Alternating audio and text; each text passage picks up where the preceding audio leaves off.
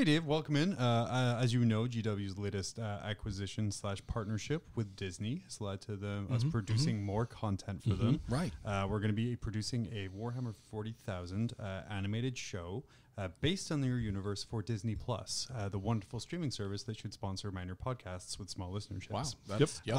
Absolutely should. My name's John. I'm a representative from Disney. I'm joined here by Danny, who's from Games Workshop. Nice to meet you. Hey. Yeah, and really what we're looking for today is we need you to portray the character of Karn the Betrayer, who's this guy's Karen Kryn. It's Karan the Betrayer. The accent makes me think Jim. I don't know why. Yeah, yeah. Okay. And I've got the script here in front of me. Yeah, and as you can see, the show's titled World Eaters, Friendship is Magic. Yep. So we want to make sure All right. that we're like, I'm here to make sure that we're making a great show for our audience, and Danny's here to make sure that there's nothing left of the legacy of GW. Correct. Yep. We want to just wipe that right out. If you want to just give us your best, Corinne, then that would be fantastic. If you want to take it from page 69. 69. Nice. Whoa, dudes, we're totally going to go ahead and go out and not massacre anybody at Istaban. Whoa. Now, remind me, Danny, Corny, that's the... It's actually Koran. Oh, Koran. So no, the evil notes- god person's like corny. Yeah, okay, sure. Cornflakes. He's the one who likes like love and stuff and is all about like the excess. Yeah, he's actually really into Valentine's Day. That's a big part. You can tell by the red color that he uses. Hearts for the heart god. Right, exactly. I can see that now. Love for the love throne. So yeah, if I you see could- that here in the writing. Right. Yeah. If you can really soften it up a little bit more, if you can make it fluffier. We don't want our word eaters to be too angry. Soft and fluffy. I think I can do that. Okay. All right, Karen the Betrayer, take 2. I really think we can get together with these guys. I really think we don't need to massacre anybody at Istavan. Let's go, guys. Now, with the Me Too movement, this makes me uncomfortable, this reading of this here. Like when you said guys, I initially became extremely uncomfortable. One, I don't think we should gender our opponents at this point here. Because, I mean, some of the word eaters, yeah, they are females. You can't even, it says world eaters on the page, but you can't eat a world. That's too large. That's ridiculous. Absolutely not. I could eat a world. Can't improv. Okay. All right. So you want me to give it a try? So like let's he's kind of talking more. Says he's really angry, like he's just a grumpy man. Like why don't you give us more grump? Have you ever seen Snow White and the Seven Dwarfs? No. Are you familiar with the character Sleepy? Because that's what we want you to do. Okay. So grumpy I'm is not. I said grumpy I haven't is seen grumpy it is Grumpy- too on the nose. Too far. But you know, when I'm sleepy, I'm quite angry. Yeah, me too. All right. Let me see if I can channel this for you. I really do appreciate you guys at Disney Plus giving me a chance. I mean, I'm only from a small podcast that nobody's ever heard of, so Correct. It's pretty Correct. That's pretty nice. accurate. You're very welcome. Very accurate. Works for you. More grumpy, but not too grumpy. Yeah. Fluffy grumpy. How about like a medium fluffy grumpiness with a dash of betrayed? He Can is we do that? well. He is You the say betrayer. betrayed. I'm reading betrayer. All right. Oh. Let me. Is it So does that mean he's unfaithful to his spouse? That is such a good B story for our show. Maybe it's because he's conflicted. Probably So, very conflicted at this point. You're Karen the betrayed. You've just Karen. Karen, you're betrayed. You've just come home Karen. to find your wife. I'm sorry, your life partner. Right. Yeah, Right. let's not genderize In it. bed with your greatest enemy, and you come back and you just say, "Eldari person, get out of my wife." Wow, Wife's that is very betrayed. Wife's room. All right, I think, Out of I think, my I think partner. I've got this. All right. Yeah. Okay. Let's do it. All right. And Hold on, I gotta get in character here. I'm thinking about driving All right. Subarus, wearing flannel. Okay, yeah, no, I think I've got it. all right. Action. Well, Eldari player, what? Get out of my wife or significant other or friend. I'm gonna go hang with the girls. Maybe some of the guys listen to some ABBA. Well, I think some of those references are older than we are Yeah, at this point. What is really? ABBA? ABBA just released a whole new album this year. Oh, shit, really? Yeah. Huh. Who knew? Yeah. 'Cause I'm a dancing queen. Well, I guess... Strong and mean on the tambourine. Well, Yeah. I just wanted to let you know, thank you for coming in. Hey, I really appreciate it. With this audition, you were able to make our first choice lower his asking rate to the point where we can now afford him. So we won't be needing your services for Karen the Betrayed. Thank you.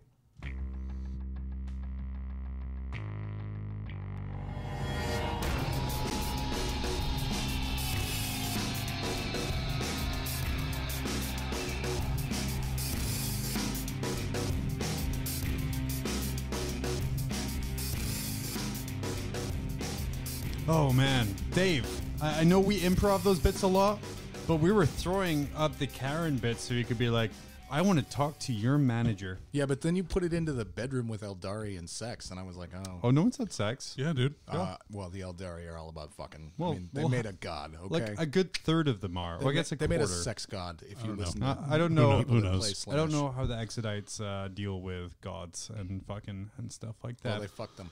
That's what they did. But anyway, welcome to Mob Rules, episode 128. I know that because I made notes for this one. Yay! Don't you Go have a me, button for go that? me, go me. There we it go, is. there we go. We're There it very, is. we're very proud of you, John. Yeah. I'm very proud. I used a new app to make sure that we were all together and we all knew what was coming. Except I got one of our hosts' email addresses wrong, And the other host doesn't the other understand host technology. doesn't understand how it works. Same host, actually. This is all me. Yes, it's all you. It's not. I was able to read it and not type anything or change anything. I was just like, okay, I guess this is what we're doing. You didn't have editing rights, But dude. man, once we get never it have editing going, rights. No, you once don't. once we get it going, it'll be. Oof. Taught it It'll be wrong on good. purpose It'll be as a just like joke. Google Docs, but different. Shittier. Yay, sound effects. Yeah, we're back after a very busy 2 weeks. Before we recorded today, we recorded, we played a little narrative game, breaking out And I won. all of my box games I bought for models and Space Hulk and the Death Watch Overkill or Yep, I saw Overdrive that. Death Kill board tiles. Because I opened that box and was like, oh yeah, shit, I have a bunch of Death Watch in here. Yep.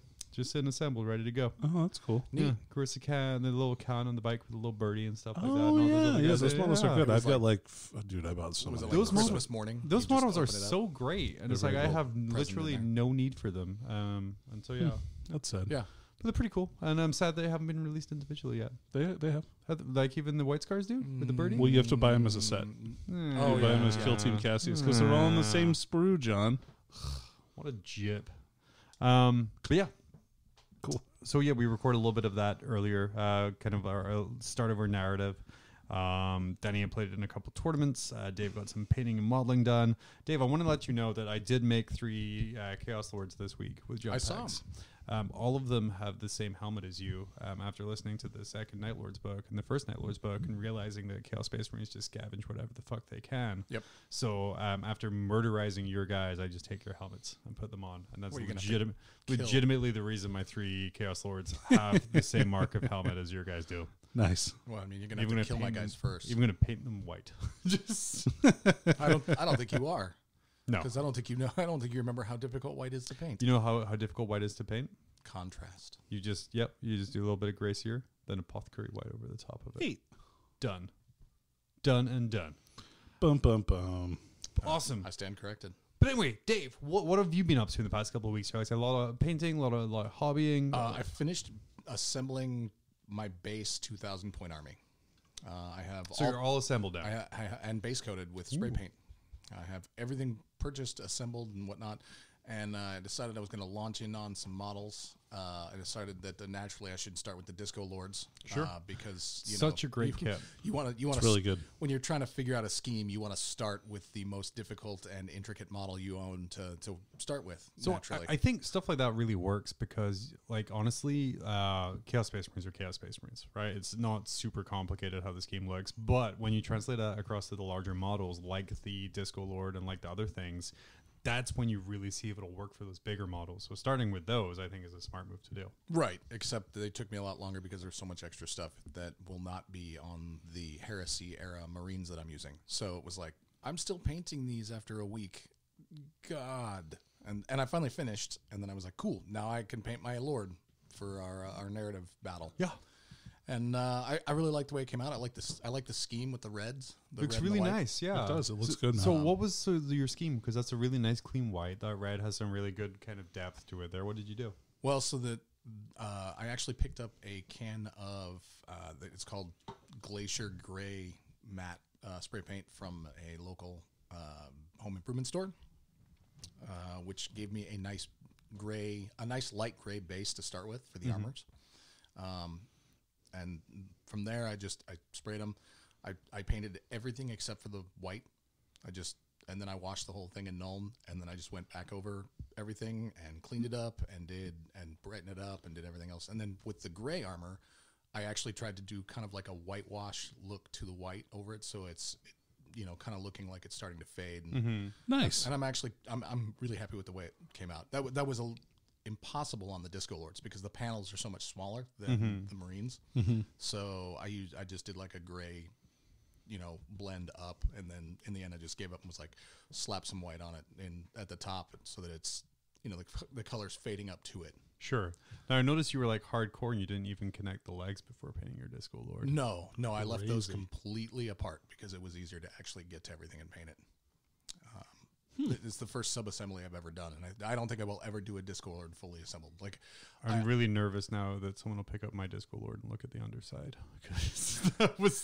Because when I did my 3, like I just did the mount as one and the steed as another, and then called it good for that there. But yeah, I kind of saw like your little paths. I'm like, wow, that's really intricate. So I mean, it's just I enjoy painting, but there's certain things I don't like to paint, like flesh.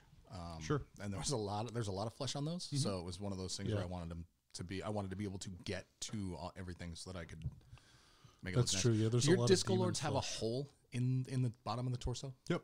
Okay, good. Because I was like, I feel like there should be something here closing this hole up that's at the bottom that you can't see unless you really. But at the same time, I I think if I remember right, it's like right at the bottom in the narrow part, right? Yeah, like right where the saddle meets the big torso at the bottom. Yeah. There's like a small gap, Huh.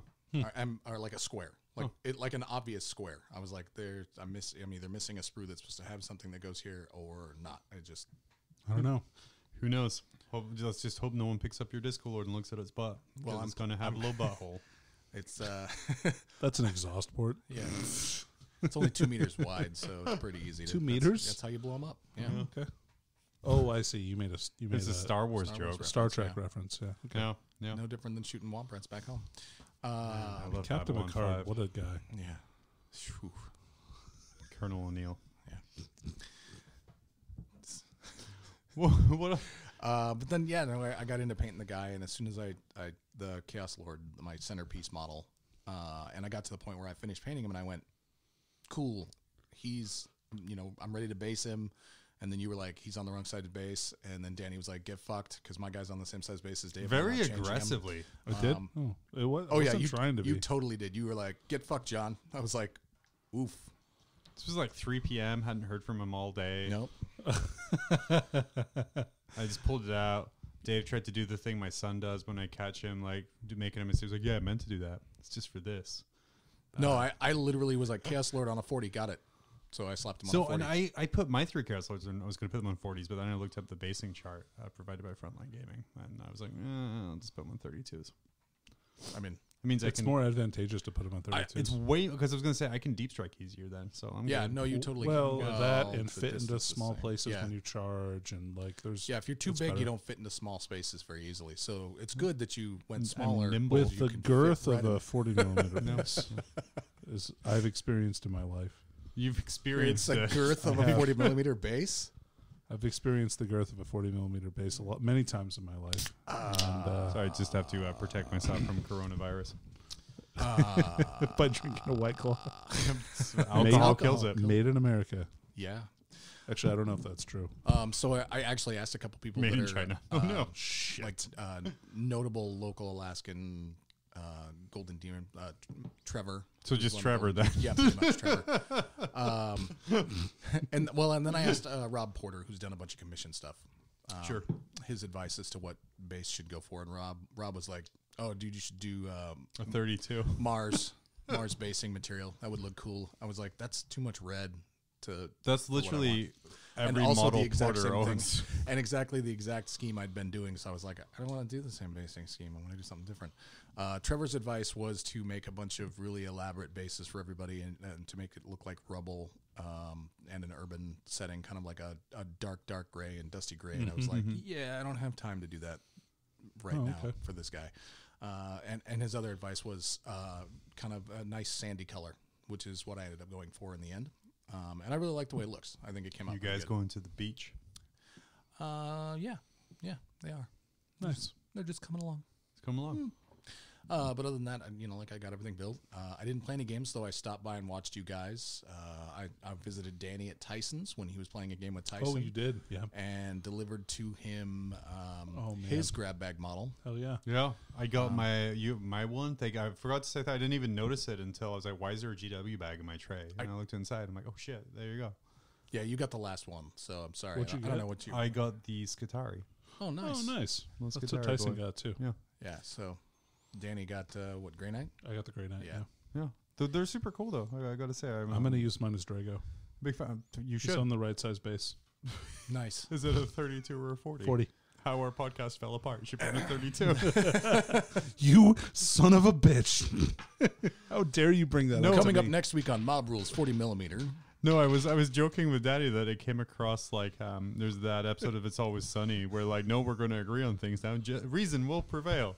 And then like I just imagine our conversation, reason will prevail, and all of a sudden Daddy's like, "Oh, you son of a bitch! I'll fucking kill you. Goes on a 40. No one said shit to me about it."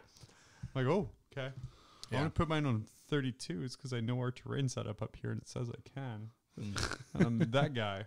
Nice. Nice. Nice. I bought so I played a game against a local guy, Wallace. I know you did as well, Danny, in this last week too. I did. And his Nurgle list. I did not win. There was a couple of it was a practice game, so there's a one or two rules errors we found out afterwards there. Kind of one or two little things. But I think the biggest thing I learned from that, which is a way I hadn't been playing it before, was that characters with more than 10 wounds can block me from shooting characters with less than 10 wounds. Oh, okay. So what he was doing is he had the Forge World Great Unclean one, who was called the Bloated, which ironically is now the smallest Great Unclean one. Right. Yeah. But he essentially just ran him into my back line. And he was he running put it- his bloated into your back line? Yep, he was running it Is pretty this a much. Friday night game? He told me that it was like -3 to hit, so like nothing I had really hit him or did any damage, and he kept healing Why it was he back up every -3 to turn. He made a small mistake on the minuses, and when the minuses happen, Gotcha. but I couldn't do any damage to it. He ran his front line with summon sloppity battle pipers and a couple other things that kept on buffing everything, but I couldn't shoot at them. Because I had this dude right here. Oh, yeah. So it was a really great play on his part. I managed to claw some points back. He didn't wrap me effectively or wrap my tactical squads effectively in combat. So I was able to pull out there and just wipe out his squads that got me there. So I was effectively getting Butcher's Bill every turn because he kept bringing Nurglings back. Then I dropped down my Night Lords, and Night Lord does what a Night Lord does. And just Murder 9 Poxwalkers a turn. fucking just smashes Epidemius in the face with a power Ouch. fist, like very easily. That was most satisfying. So I ended up losing that one. As is the theme for this next last couple of weeks here, I lost, but it was a pretty high scoring loss. I ended up losing that game 30-22. Nice. Okay. So I got a few points out of it there. I learned a lot. I say like that character blocking, such a pain in the ass. And there's one or two kind of key points where I'm like, man, I should have moved here, should have done that. Another mistake we made, summon Nurglings aren't objective secured, so I lost some points that way. Oh, sure. Right, but this is the great thing for practice games, right? Because if this had happened like in a tournament setting, I would be pissed. But doing it in kind of like a practice environment and kind of learning it, we're both getting familiar with our rules. We're both kind of getting that part down. Yeah. Well, And that's what practice is yeah, for. exactly. So that was super satisfying. Then after that, we had a tournament, Tier 1 Cards and Games last Saturday. Yep, we did. It was super cool. Really good turnout. I think we had 14, 15 people show up for it.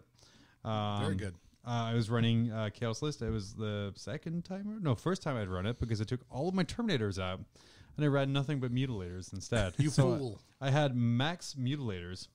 It was I very... remember that video game. It was in the 80s, right? It was a Double Dragon sequel. Yeah. Yeah. It was a ripoff. It was like a knockoff of it. Yeah. Round one, I played Made against in Canada. Andy and his... Canadian video games are the worst. Yeah. round one, I played against Andy and his Farsight Tau. Okay. So it was commander heavy. I still haven't played against Andy. Like, Andy we should have is been a paired like multiple great- times, so- and then somebody fucked it up, so I got paired against somebody else. Andy's a great guy. Like he's really nice. He maintains a great attitude the whole time. I feel it wasn't a great matchup for him, and I had some really freaking hot dice round one, which really won me the game in the first round. I shot my Noise Marines, so that was 60 shots going into his Yavara with a 2-up save. I popped all the buffs on him. So, he was, I got Prescient, so they were hitting on 2s. Yep. I got the the shards, so they were re-rolling all 1s, all wounds. The Lord was there, so they were re-rolling 1s to hit. So against that Yavara, round one, I did 53 wounds with my first round of fire, which killed him. He had, he was like, well, I'm going to use a CP to re-roll this, so he stays alive. And I'm like, I'm just letting you know, for 2 CP, I will be firing them all again, and it will be at the same target. It's like, oh, okay. And I just killed. That was bad luck in his part, but at the time, it was to show the power of those Noise Marines, that max size squad, like 2 damage, even on a 2-up save, you can chip enough away to get rid of that. And that Yavara being gone was so key for the rest of the game. Yeah, for sure. So he couldn't, I'm not totally familiar with Tau rules. He couldn't slough anything off to drones. Oh, he did. He chose to slough some off and chose to take some on the... Got it. Because the volume of shots coming in, what would have happened, and I told him, I was like, yeah, so this first round of fire, if you slough them off, they'll kill all the drones, and then I'm just going to fire again. Right? And that's kind of the thing there. And I try, every time I play Andy, like I said, he's such a great guy. I'm very upfront about kind of my intentions and what I'm doing. And then, so he decided to take some, because the 2-up save, there's no AP. Statistically, he should survive. Yeah, okay. Right? I mean, It's a 1 in, for every 6 dice, he's going to fail 1 and Right. take 2 damage. Right. So statistically, he shouldn't have died right away. He did. Took out a good amount of drones. I made some just key plays, which I'm just so proud of in this game. My Night Lord Warp Talons came down. My Chaos Lord came down. Went in, took out a Riptide in their round of combat, consolidated into the commander behind him, but consolidated in a U shape, and I left my Lord in the center of it all. Then at the start of his turn, I used a We've Come For You stratagem for 1 CP, so his commander couldn't leave combat. Yep. Which means you can't shoot my Warp Talons because they are engaged in combat. You can't shoot the Lord because he's never going to be the closest target. And then at the start of his combat phase, my Lord heroically intervened. That stratagem, amazing when comboed right. And I did that to 2 different commanders that game. So a lot of good things. And by that point, when I've taken out his Riptide, his Yavara, the Mutilators came down. It gave me a false sense of how good Mutilators are because all 3 came down. All 3 made their charges. All 3 wiped out the unit they were touching. All 3 consolidated into another. Like, it was just... Like, I looked at him and I was like, Andy, like, these are statistically shitty. This should not happen. But then I come back to it later. It should have. So it was a great game. I ended up winning that one 35-19. I maybe should have submarined a little bit more. But You fool. those Mutilators, oh, God, they were so good. At game 2, I played against a good friend, Joe, a teammate, and I played against his Grey Knights. We're going to talk about that game more later. For reasons, I ended up losing that game 18 points to 38, which still good at a certain point. It's like, man... I gotta get my points. So I was kind of started working on. I picked badly on one of my secondaries. Paladins real strong. They're pretty tough. Paladins are really tough and really strong. It's a great game. And then round 3 was against Greg and his Eldar list, which was just All flyers. Thanksgiving. So he had 3 fire prisms, 3 night spinners, 2 flyers. He had a couple of... Was that Thanksgiving lasers up your butthole? Yeah, Okay. it pretty much was. And he did a really good job of spreading out and kind of knocking areas I can go. I was able to get my obliterators down. They took out a couple things. I was able to get my Chaos Lord down, and the Chaos Lord and the Warp Talon did stuff, but at the same time, there's nothing in that list that I can charge that I can keep locked in combat. No. At all. No, you had to kill everything you charged. Unless you can get the Rangers. No Rangers. But I did make it to his Farseer. So he had his Farseer and his Warlock and a Jetbike together. I got into combat with those guys. Go to activate my Demon, because my thinking is activate my Demon Fist, take out the Farseer. There's trap no invulns, right? Right. No, you get invulns, but they're flat 3 damage each, 5 attacks hitting on 3s. Like, I was fairly confident I could get him done, wounding on 2s, right? Mm-hmm.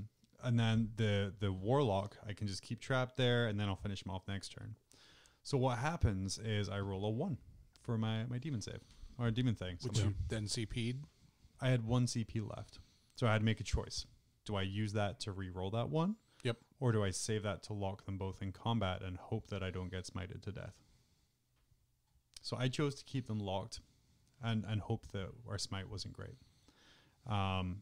So I did enough to kill the warlock, because turns out warlocks are really squishy against Chaos Lords. So like at that point, I turned on my demon weapon. It failed. I'm like, okay, well, shit, I'm going to punch the warlock then. Killed him. The next turn, the smites were weak. They were 1 wound each. Oh, that's good. You know what's not weak is Executioner, which ended up taking me out. So I'm like, okay, because I took 1 mortal wound from the demon weapon not activating. Yep. And then 2 from each of the smites, and then 2 from Executioner, which wiped me. I'm like, well, shit, okay. And at that point, and I've said this many times before, I was, okay, how can I maximize my points at this point? And it was Obliterators, who, as Emperor's Children, amazing, because you charge them in, they attack first all the time. So, so what would happen is I would charge things. So I charged the Obliterators or Mutilators? Mutilators. Okay. So, yeah, okay. Mutilators. Because you said Obliterators earlier, and I thought you didn't have any. The shitty Obliterators. Well, there was 3 in my list. So I had 3 Obliterators, 9 Mutilators. Okay. So I charged his Dark Reapers, and then he didn't fire and fade or pull back with them. So I kind of just chewed through that unit. And what would happen is, because I would charge things or heroically intervene, and you're always picking the next activation because your Mutilators are going first, I was doing a lot of damage to that stuff. I was like this close to getting his Farseer. This close, but then Smite. I got smited away. But I was being very positive about Smite by that point. So it's like, good game. Mutilators can heroically intervene with... No, but if I'm heroically intervening or he's charging my units... those guys have to fight first, and then my unit fights first. The fights next. Oh no! I mean, what is allowing them to heroically intervene? Nothing. I'm saying if you heroically intervene, gotcha. Because of the way the combat phase works, and the reason Emperor's Children have the rule that they always fight first. Right. Like I was just trying to make sure and setting stuff up so that I was picking them at the most advantageous time. So they worked out really well for that. Yeah. Okay. So I ended up losing that game, 32-19. Nice. So there was still a good loss. It made me think I don't have an answer to psychics a lot. I also don't have an answer to armor. So kind of working through some things to take care of that. And then we're good to go. We also have an upcoming event here in Anchorage. We have a Grim Resolve, the GT that I organized is happening today or Saturday, depending on when you listen to this. The non-Mob Rules sponsored GT. The non-Mob Rules sponsored so when GT. BCP crashes, don't call us. Yeah, exactly. Who knows? So I mean, we're going to have so many people, it's probably going to overload it. we do have... I put on a chat earlier today, and I was like, there's no greater feeling of relief as an event organizer as seeing your tournament hit the minimum numbers to be what it is. Because what I didn't want to happen was that... It not gets a GT status. It doesn't get to GT status, and you're asking someone to spend 14 hours with you, and for no extra thing. So right now we're at, I mean, there's still extra things. 5 games still nets you more ITC points, regardless. But it only counts as an RTT. So it could still be a really high-scoring RTT for you if you win all 5. Yeah, so we're currently sitting at 30 registered. I mean, it's Nice. gonna be Grey Knights that win it anyway. So, oh no, wait, Danny's bringing Tyranids, Yeah, so it's gonna be Grey Knights that win it anyways. I think you do pretty good against. I think I'll be fine. Yeah, I think you're really good against that. I yeah, painted, but other people won't against Grey Knights. I painted up my Demon Prince. He looks good. He looks really nice. I'm happy with how he turned out. I started painting one of my Daredeos. I ordered 2 more last month, and they're coming. I was supposed to bring you the Daredeo. I have a Dark Bayon coming that I need to assemble and get painted. That's the one on the ghost ship, right? Basically, it's Yeah. floating along. Like I misread his rules when I bought him, and I thought that he added +1 to hit, but he adds +1 attack. So I'm like, well, shit, that does me no use for my Daredeo. So I moved my list around some more. Oh, maybe I need one then. He's really good. I'm thinking of like getting a bunch of like dual fist contemptors and just having like a little beat squad. I've actually really always loved the plastic contemptor model. It's super good. I have like 5 of them when we all went a little heresy crazy a couple years ago. Yeah. And then Still got 3 unbuilt. what else did I do? I built 3 Chaos Lords. Nice. Yep. They look cool. Out of Mark They III, do. I used the Vanguard Vet kit, the Mark III kit, the Chaos Space Marine kit. Just trying to keep them like a little plain, but not. Like kind of inspired by what Dave did with your Lord, where it's kind of just like clean, simple. Like I feel, especially as the more I read of like Chaos lore and background, that they're not going to be sitting there like adorning their armor with runes and stuff like that. And especially with my win-loss record, they're going to be mostly new armor that they've scavenged off of people because they keep getting beat the fuck down. Yeah, so- I mean, so I really wanted to buy Heresy jump packs, but the only way to get Heresy jump packs from Forge World is to, buy Heresy true, fast attack units to get them. Do it, coward. It's only $300. It's too late. Instead, I bought a box of Warp Talons to steal 2 jump packs. Yeah. So I've been slowly. I have a pack of 10 Raptors that in my Chaos collection who have slowly been losing backpacks as my conversions continue. So I think I'm gonna go buy. I think Danny recommended like a Sanguinary Guard squad. They have like the really cool single engine backpacks. So I'm gonna go buy some of those. So if anyone is in the market for Sanguinary Guard without jump packs, let me know and I'll sell them to you. Yeah, when I went to buy my last box of Bloodletters from Tier 1, they couldn't break my 100 because it had been a slow day. So I ended up buying a whole other box of Raptors. Because Bitch, I tried to buy those on Saturday for backpacks. Fuck. So I have an Somehow box of Raptors. I knew it was you. Hilarious. Somehow. Well, you told me we were going to possibly do body honor guard. So in my head, it was an honor guard was something that wasn't going to cost like for real points or add true power level. It would be like like two Warp Talon guys that kind of just run around with him. You know what I mean? Like like a small bodyguard. Not mine was a an full unit. Albert called Dale, but there was an apostrophe there, so it was futuristic. Dale Earn Brute Heart. No, Like because he goes really fast in the far future, and he then can't crashes turn. into It's a a wall. NASCAR joke. He can only turn left. Like, there's 2 people in the South who listen to us who are just like slapping their knee real hard right now. How funny that joke was to them. They just called Ma over. Oh, okay. I'll take your word for it. Ma, You seem Ma, like come you're here, pretty they in just- tune with the South, John. I'm pretty in tune. He gets that newsletter from Seth, actually. Oh, okay. Oh yeah, Dangly I boys. do. So I do. you're Southern now. Oh yeah. He's That's pretty the name much. of it. He's pretty much. You could say an expert. Yeah. I'm Alabama's favorite son. That's why they love me. Not Alberta. that too. But that's about all I've been up to is kind of like just playing around with weird chaos lists and really kind of taking like the advice that was given to me pre-LVO of like, don't try and make something super powerful. Just make something you think is fun. So that currently is as many mutilators as I can pretty much fit in a list. And you know what? It was fun. Yeah. And something I found out about them, and I think I was telling you about this, Danny, is people say they're shit. They're not. They're just being used for the wrong role. They're harassers. They're a power top. They're harassers. They got me max recon points every game because I have 3 deep striking small footprint units that kind of just can go in there. So I'm getting 2 points round 2 for dropping all their shit down. And then also like it's really good chaff clearance because is it going to take down a tank? Probably not, as I found out. But a troop unit, that's a scary ass squad to be charged by. Yeah. Plus they have 2+ saves, which is nice, and a 5+ invulnerable. So they're not like untough. 105 points. I just wish they were T5. Are they 3 I wounds? wish Obliterators They're were 3 cheaper. wounds. Yeah, they're great. T4 3 wounds. Yeah, they're fine. Yeah. So you give up gangbusters. Yeah. No, they're infantry, right? Sure. Yep. 1 point per squad. 1 point per squad. Max, tack that on with your obliterators. Yep. So my next list only has 2 squads of 3 in there though, because I needed to fit in a demon prince. Why even bother playing if you can't get all 9? Just saying. I needed something to hang out with the Derrideos and give them reroll 1s, and somebody wanted to have So 3 Night Lord Chaos Lords, so I had to be a demon prince. Yeah, I mean, I feel like I am entirely too HQ heavy, and my list is probably going to get. Welcome to chaos. Yeah, seriously. That's where I have that's 2 where all the demon magic princes, happens. 2 disco lords, 2 chaos lords with jump packs, and 2 aspiring champions. So the way chaos Exalted works, champions? Exalted champions. Sorry. Okay. Though I mean the way chaos works is Is it the aspiring? HQ's No, buff. yeah, it is exalted. The HQ's buff everything else. I just generally Right. assume playing chaos I give up headhunter every game. Yeah, I look. Though I only have 4 HQs this time, so who knows? Well, that's good. Yeah. Not if you have 3 chaos lords in the. Oh, 5 HQs. You're right. Yeah. Sorry, horrible cheat right here. It's okay. We forgive you. Thank you. I don't. Thank I'm you. gonna take him out back and flog him while Danny tells everybody about their. What have this you been up to, weekend. Danny?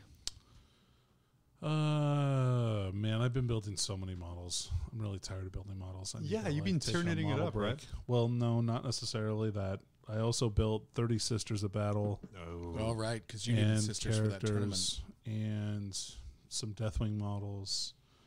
And I built some Chaos models, and I built Tyranids. So I've just been on like a model building like bonanza. So And then, like assholes, we demanded you paint one of them right away. yeah, that's fine. So I painted Chaos Lord. That was like half painted already from because I was gonna bring him to like our team tournament list for Oh, right. LVO, but then like I was like, yeah, no, hard pass. So so I finished painting him. He's my little Night Lord. Was Smash that Captain. when we figured out that we wanted to just run like illegal amounts of Disco Lords? Yep, that's accurate. So That's what yeah, happened. So it can't be more than 3 for both sides, right? Or is it 2. 2. That's right. 2 per person. So That's we what- were gonna bring 6, but I we want to only run. I want to fit run 4. 4. You ran 4. Was Mhm. it? Yeah. I kind of want to do 4, and then just chaos 4 knights after that. after running. you- 2 and 2. in a team event. Yeah. Oh, okay. After running 4 Disco Lords, I'm really happy rule of 3 is a thing. Yeah, seriously. yeah. Yeah. It was dirty. Oh, I would just have supreme commands with disco lords of just running across the board if that's what. Yeah, like 6 or something. Yeah. Yeah. Probably a pretty good chunk of dudes. And then a ton of demons. And You call could just it a have day. one supreme command of that, and then you could have 2 That's battalions. just 1,000 points It's less than. for 6. Well, last, Yeah. yeah. So, Man, Don't thank math Christ it. for rule of 3. so I also played in a tournament, the same one John played in. We played different people though. Yep, John, I didn't play any of the same people as you No. did. Really? I thought you also played. Oh no, you played Matt, didn't you? No. Oh, I thought you. I Played, didn't play Grey Knights at all. No. Oh, I thought you did. Nope. First round I drew Aaron. Aaron had Blood Angels. Aaron's kind of a newer player, and I don't know. So this whole event, I had time issues, and I don't know that it was me, but I can't help but feeling like the common denominator between all these games was also me. And normally I'm a really fast player, but I was playing to the clock every time. So Did you chess clock yourself for any of the games? no, because I didn't bring one. I'm like, I'm not. Yeah, I mean, I'm not slow. Well, have you given any thought to just trying to play faster? Yeah, I mean, I was paying attention to how long my rounds were taking, but also I felt like my opponents were taking a long time. So, like, I would Well, look it at was the probably- clock when it I was started probably my. you. Maybe it Yeah. could have been. I So think maybe just a combo. Because yeah, sure, I think your army makes people make a lot of hard choices. probably. I was playing. I think Danny makes people have to make a lot of hard choices. yeah, well, your mom makes a lot of hard choices.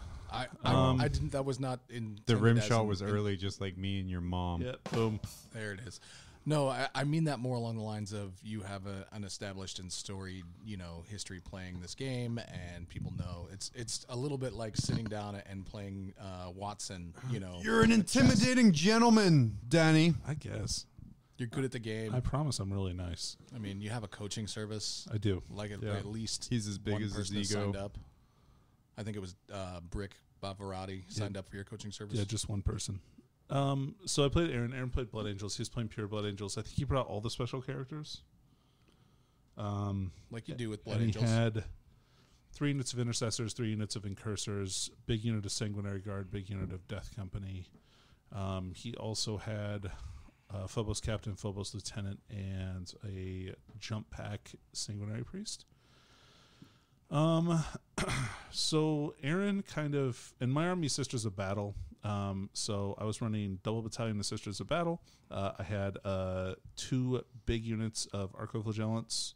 Love those models. Yeah, so like 60 Sisters of Battle, plus a unit of 10 Retributors with 4 multi-meltas. A couple of Magifiers, the standard 4 characters for those battalions. And then I also ran a Dark Angels Vanguard detachment with Samael on Corax, this is jet bike, and 10 Deathwing Knights, a Deathwing Ancient, and a Company Champion. Oh, you did Imperial Soup. Yeah, I was just playing Imperials. Nice. So okay, I thought you played straight Sisters of Battle. No, there's not enough models out, I think, to play it effectively. I mean, there is, but you'd have to get all of the models from everybody around Anchorage to be able to do it. I mean, you know what I mean? You there's could have had there's no Zephyrim, there's no Sisters of Pencha. Like, all the punch in the army doesn't exist. Well, they still have metal models that are still legal to use. Well, so the Repentia metal models are impossible to get a hold of, and I'm not like, and then the Zephyrim are a brand new unit. They don't exist yet. Okay. So anyway, he's not a crazy enough man to stick a power sword in the tiniest of hands. Not on a metal model, and I don't want to. Anyway, so I played. So we only got to turn 4, but by the end of turn 4, all he had left was. So all he had left was 10 Intercessors and 2 units. So I think if we would have played another turn, I would have wiped him off the table. Okay. No, he only had 6. Sorry, he had one squad at one guy because Celestine came over and smacked down 4 of them out of that squad, and then there was 1 squad of 5 that I hadn't touched yet. How is Celestine playing with the new codex? She's fun. I mean, because I was running her with Custodes, and I was running her solo by itself with Custodes before they made the change in the chapter approved 2018 for when they put out the beta codex. And it changed. Well, they changed the way the Act of Faith works. So she's. I mean, she's not. You don't fly her across the table 24 inches anymore. Okay. So, which is fair because that was stupid. So awesome. I did make a 24 inch. Anybody want to buy a Celestine model, pro painted? It's going to be on eBay very soon, by the way. Thanks. Yeah, it's why don't you do that, Dave, and then we'll add it to the pro painted section on our Patreon Discord. My favorite section, by the way. So it's almost changing from pro painted to awful, great execution but awful taste. Yeah, I mean, no. Anyway, so I won this game 23-14. It was so. Like, I think if I would have had another 2 turns, I would have maxed out primary on both of those turns. I think I would have gotten 5 points each turn. Yeah. And then round 2, I play against Cody Morris. Cody brings a Raven Guard army. So with the new Space Marine nerf being in effect, he could no longer bring 18 Centurions that come down 9 inches away from your deployment zone. Yeah, which is good. Everybody likes that. So instead, it was a unit of. Sorry, I just can't stop cheering. Okay, a unit of 5 assault Centurions that got the free game pre-move, and then a unit of 4 deep striking Devastator Centurions, and then 6 aggressors that did get the free infiltrate up the table with a captain. And so he put those on top of a building. And I kind of took pot shots at him with multi-meltas, but I didn't try and do anything. This game I think it went pretty good for me, but I just had a couple of instances where I just couldn't seal the deal, and I played kind of bad, I guess. I could have. So anyway, the game this game ended in a draw. It was 24-24. I think we went to turn 5 in this game and not turn 6, which is fine. Going to turn 5 is fine. But I couldn't quite finish off the units, and I couldn't get into his fire base very well, and I don't know, just a comedy of errors. I had a Canoness with a Blessed Blade, which is basically a Paragon sword. Mm-hmm. So it's strength 5, -3 AP, D3 damage. I could not kill one intercessor with her, which was a real shame. And she hits on 2s, reroll 1s. So I should have used some faith points to like assure that my wounds were going to go through, like instead. Yeah. So that was my bad. I should have done that. So my mistake there. But that would have twisted the game 3 points in my favor, because I would have gotten kill more, and hold more that turn. And he wouldn't have gotten hold the center for the bonus point. So that was like a 4-point swing for one guy, which was a bummer. That happens sometimes. Sometimes you roll a 1 on damage. Sometimes, you just can't kill that 2 in model, which is too bad. So my bad. I should have been a little bit smarter about my play there, and that's kind of the inexperience of the army. The Deathwing Knights were pretty cool this game. They came in and really messed up the Assault Centurions, and then took all the fire from his Devastator sense. And then there were 3. All right, and then last game I played Eric. Eric brought an Eldar list, and so it's funny to me like how in our meta like these Eldar lists kind of take form, and they're like different than you would typically see in the meta. I would say like 3 Fire Prisms is not something a lot of people bring, but everyone here seems to bring 3 Fire Prisms and 3 Night Spinners. Like, super strong. I don't really get it. Fire Prisms suck. I don't know why people take those. Super strong. It's for really? I mean, they take it for the same reason that you get 3 flyers in a Necron list. I mean, for that one, that young chance of hopefully dropping some. Well, I think but damage. it just kills one unit. It's like that unit is dead. Yeah, and then it's like. But you can, if you've got a bunch, it's like this, boom, Knight. You can take down. But I think a lot of it. You don't have to. Like, no, right, but that's I don't what know. they're doing. It's bad. I don't think it's good. Well, anyway, Eric plays against a buddy who is running AdMech with Knights, so it's probably something that he's adapted to, because that's his practice partner regularly to be able to do. So he had like the vehicle heavy list, 3 Night Spinners, three of those, 3 planes, and then 3 squads of 5 Rangers that deep struck in, and some characters, and 10 Dark Reapers. So in this game, I don't think I shot with my sisters, and I don't think I really shot with them in the game previous, like at all. Like I just didn't shoot any shots with them hardly, because like I just was advancing them most of the time. This game was Contest of Champions, so you had to get characters on the center of the board. My army has 9 characters in it, so I did my damnedest to get all of my characters onto the objectives like as soon as possible. But again, like I was playing very sloppy this game, and I was trying to speed through the turns. I think we may have gotten to turn 5 on this game as well, but I'm not 100%. I couldn't. I won this game. I won this game 27-24, so it was really close. But that doesn't really indicate how. Like I really, I crushed his spirit. Like on turn 3, the Deathwing Knights came down, and he's like, "Welp, that's pretty much game." Like he couldn't do anything. He couldn't do enough wounds to them. He tried to jinx them, and then I used the Watcher in the Dark to like stop the jinx on a 3+. It just doesn't affect them. And then they came in, and on the next turn, I didn't make the charge when they came down, but I did make it the next turn, and they killed 4 tanks in 1 turn. So like it was brutal. They did work. Again, like last round, I made some mistakes. I could have moved my characters a little bit better to get a bonus point again, but I didn't. Just like things I have to learn if I'm going to play an army similar to this again, to be a little bit cleaner and play a little bit better, so that I can make sure that I maximize my points. Okay. So, yep. Yeah. Nice. And then you played a game against Tyson for funsies? I played a game against Tyson for funsies. That was pretty fun. I took a weird list. I've been taking 20 Chaos Terminators of various kinds, 10 Scarab Cult, and 10 normal Chaos Terminators. And that was fun. We had a good time. And then I also played the same guy that John played against Wallace, and I got my face punched off. I don't know what I would have done differently. That game probably brought a better army. I was going to say, my proudest moment is I scored more points wasn't and it your lost league than game, Danny. though? No. Oh, I thought that was I played in the league game and lost.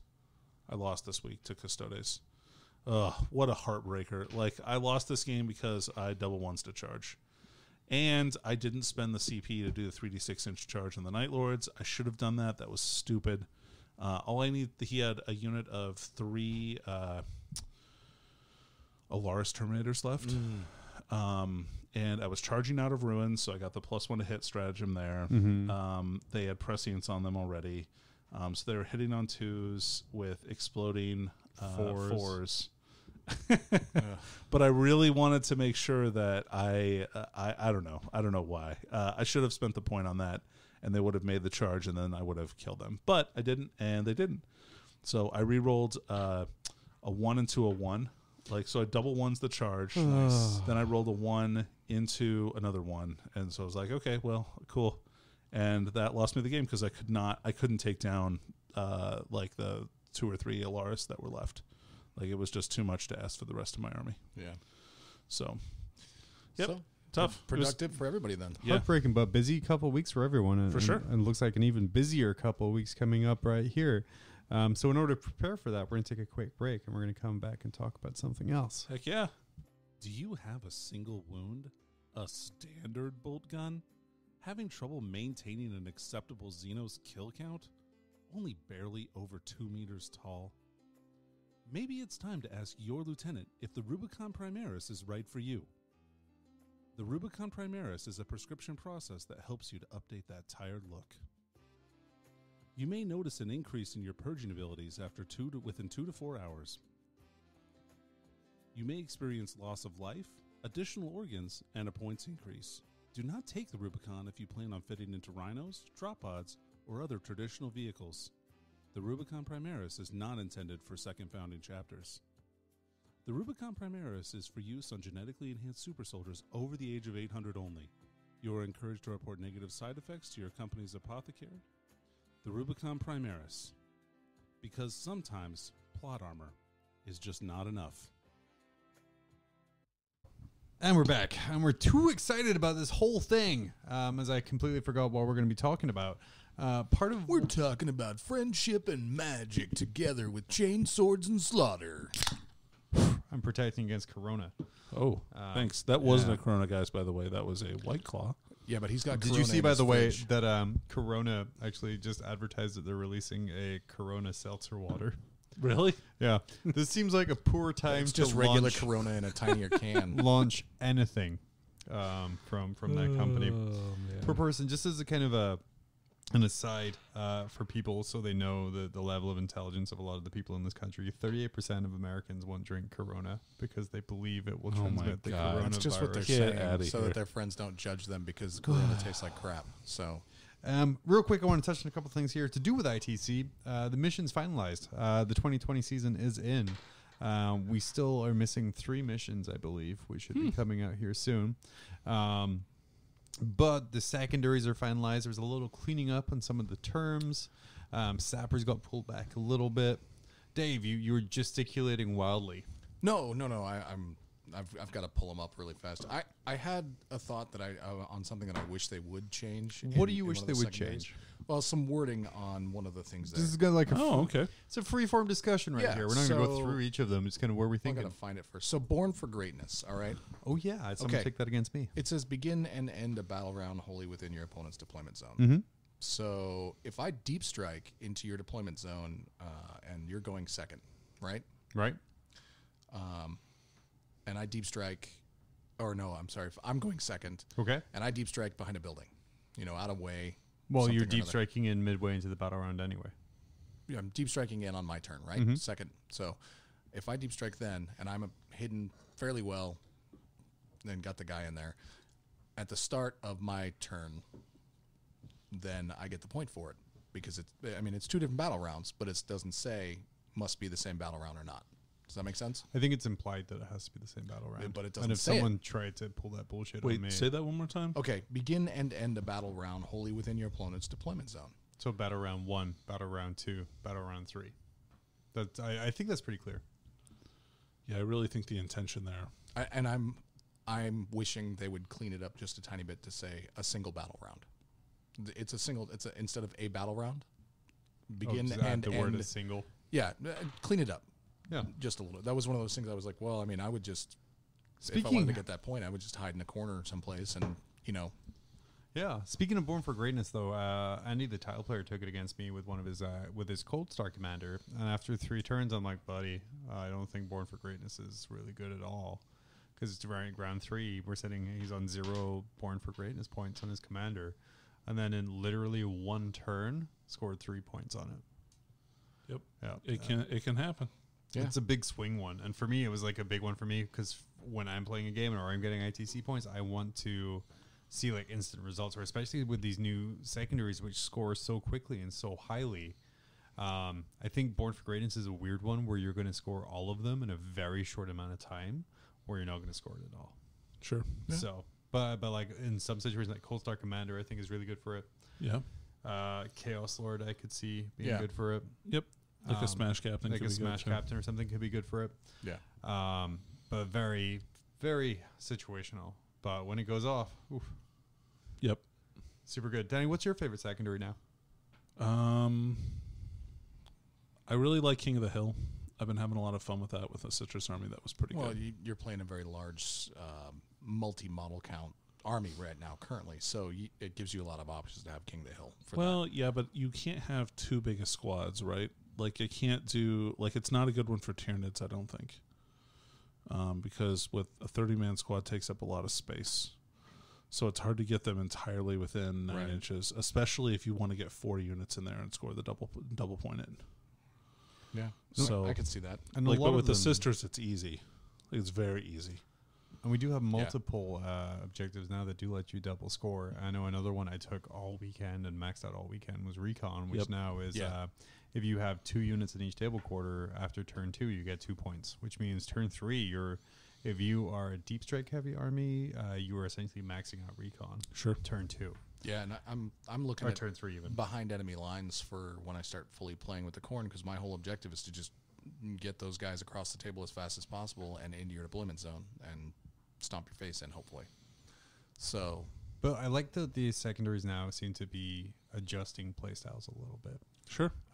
And armies too, I think. And armies as well. Whereas like, you're rewarded for kind of not having a static gun line so much anymore. There's still an option to do that, and you still score points from having like a static gun line style army, but not as quickly. And especially this edition of 40K where everything dies so quickly, you want to rack up as many points as quickly as possible. And one of the reasons my losses are generally 18 and 24 points is my score when I lose is because I'm able to rack up secondaries super quickly.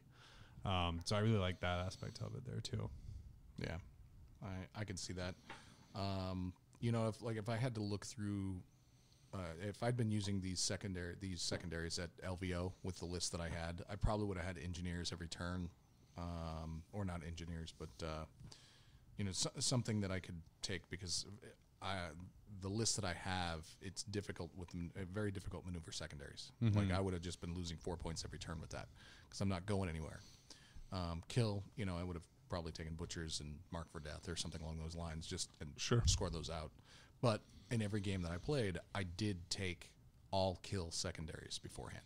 So, I mean, I like what they want to do with it. I don't like being forced into having to play a game. No. The thing I dislike is that some people like to play stuff that that's what they do. Their favorite models are tanks, so they want to sit and shoot their tanks. Yeah, but tanks have treads, Dave. They can move around the table. Not as fast as other stuff, but arguably a lot faster than other stuff. They move like 12 inches. You want to shoot. If you're playing Imperial Guard and you want to get all your shots off and stuff, you're not advancing. You're moving half distance. You're doing a bunch of, depending on what you got going on. You see what I'm saying? But so counterpoint, Dave. Do you see how it may not be fun to play against an army that just sits in its deployment zone and doesn't actually move around the table? No, because that's most of his armies. That's what I like up to until do. this point. Right. It's fun for me. No, I get it. I get that. But a lot of that was the previous, interactions with the way that the Space Marine stuff worked pre-FAQ. Now that stuff is... I mean, no, that has nothing to do with it at all. Like, it doesn't have anything to do with the way that the army works, Dave. It has everything to do with how the army plays. Like, it's not... Okay, it's not fun to play against an army that just puts you on a timer where like it's like, okay, well, if you can't get to me in 3 turns, you just lose. Like that's not like, because there's no like skill involved in that. Yeah, like but you what just sit there and shoot at somebody. Like you don't have to move around. You just say, oh, this thing's closer. I'll shoot at that until it's dead, and then I'll shoot this at this until it's dead. All right, now the threats are dead. Now I don't have to actually like think about what I'm shooting. I'll just shoot whatever I need to, or slowly, so that I make sure I get enough points. Like, so the fact that they've changed that impetus and put it onto something that's like requires you to actually go out and achieve things, like actually play the game instead of hanging out in your deployment zone. Like I think that's a win-win for everybody. Right, except that you're dictating you're dictating somebody's army with this. Like literally some people just like to play that sort of list. Well, they can totally play that kind of list if they want to. Well, like, here's the thing, and like just kind of piggyback on that and to transition into our next thing here. It's a 2-player experience, and while that is fun for some people, it doesn't make an exciting, engaging, or interesting game for 2 people, right? So if you have like your little parking lot, that's fun for you. But I know from experience, trying to run into that parking lot is not a fun experience. And it kind of sours, in general, the experience. I mean, do you see how, like, okay, so if you just have somebody that rolls dice at you, right, and they roll dice at you, you roll saves, and then take off models, there's no, like, give and take there. It's all take. I mean... Right? Maybe. You've seen how I roll, Danny. You watched me earlier this evening. I roll like shit. So it's less give and take. Okay. But what I'm saying that was a mission I designed to not John, take dice into account. Yeah, I still failed at it.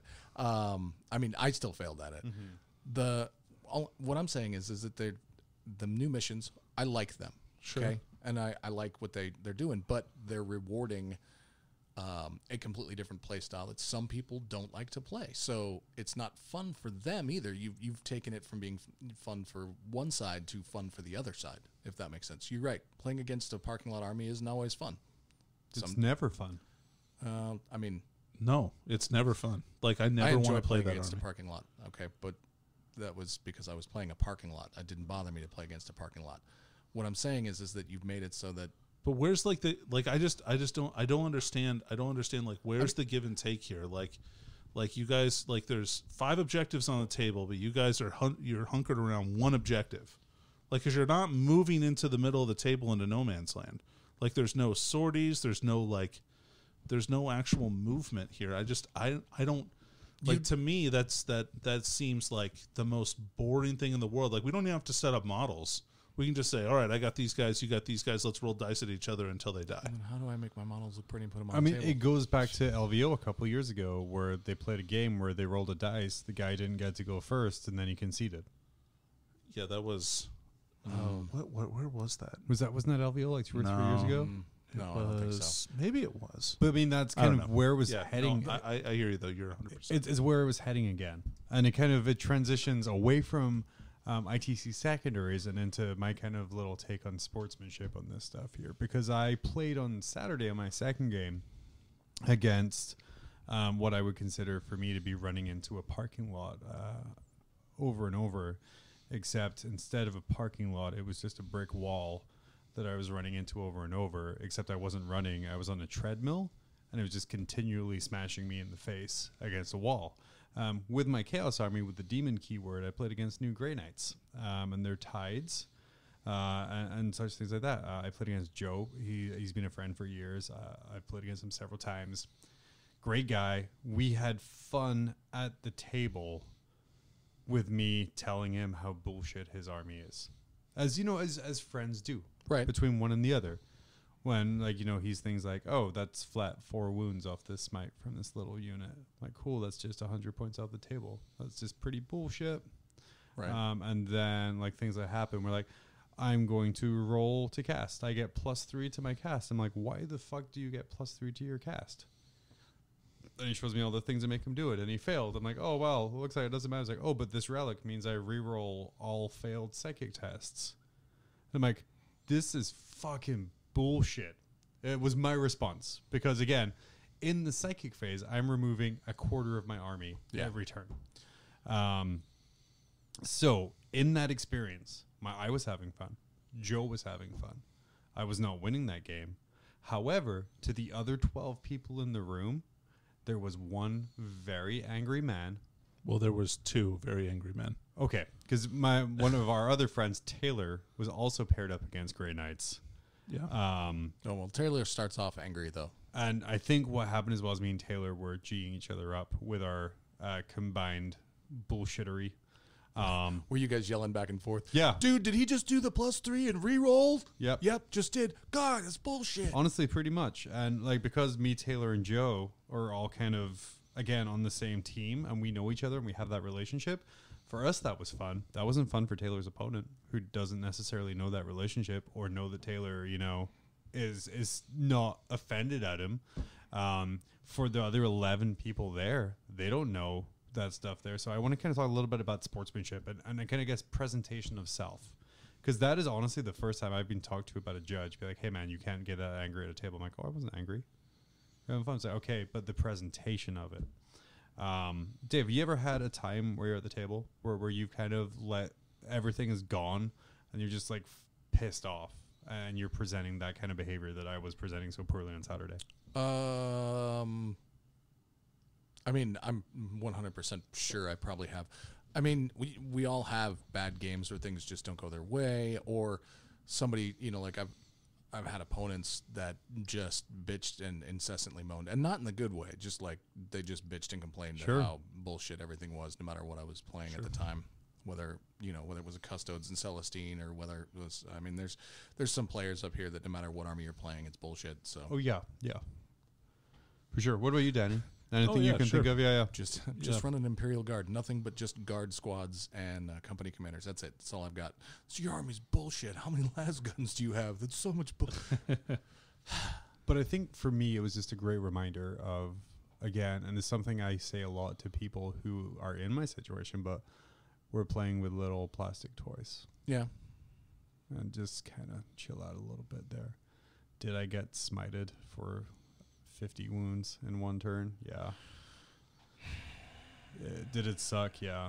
But at the same time, Man, Taylor was playing Custodes, so he even had like an innate smite mortal wound save. Huh, 6 though. I mean, it Yeah. did better than John had, which was 0.